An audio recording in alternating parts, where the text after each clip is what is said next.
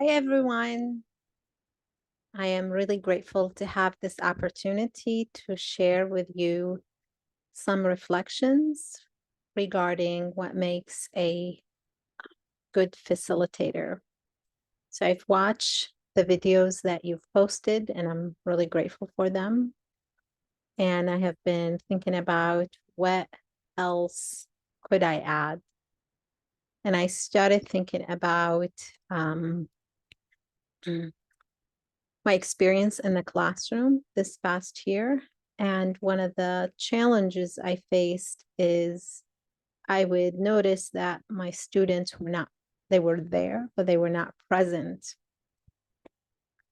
And I had to really check with myself, and instead of rushing to quote unquote fix it, I wanted to, I guess, to bring some of the teachings from my own teachers who would say, you can't give what you don't have. So I started asking myself the question, am I present?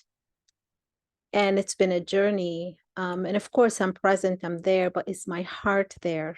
Right. So, what I want to talk about is the heart of the facilitator. And for me, I started to reflect on whether I am facilitating learning in the classroom or facilitating learning with my colleagues as an educational developer, or facilitating just any kind of learning, perhaps in the community outside of academia. I think what is really important is, and certainly when I am a learner, I experience that the most learning that happens is when I feel the heart of the facilitator, whether they're in person or virtually, like right now.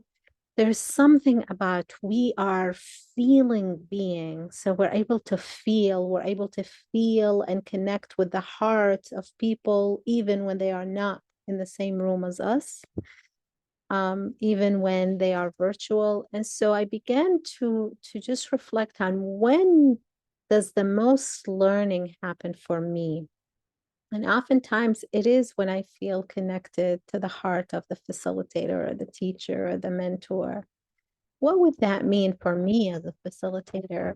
What does it mean to be present and to really um, open my heart, have my heart there? So I started engaging in those little micro exercises of before I go to class or before I start a session with faculty. It really sometimes I even close my eyes and I just remind myself of why I am doing this and imagine, look at my heart like as it's beating, and remember that I am doing this. I remind myself of why it's important for me, for the community, for society.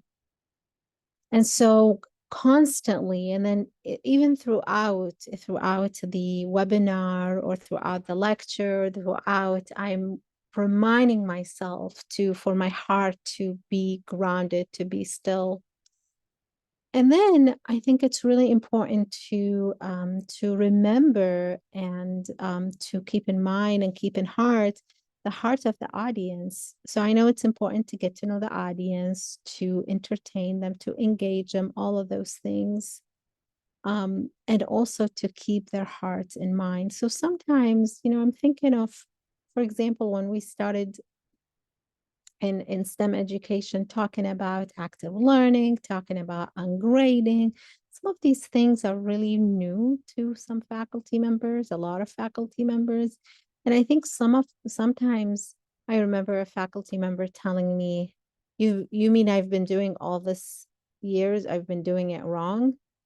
So I think sometimes the message, even if it's grounded in science and evidence and coming from a good place in my heart, it may not land well with people, such that I find a faculty member saying, "You mean I've been doing this wrong all those years?"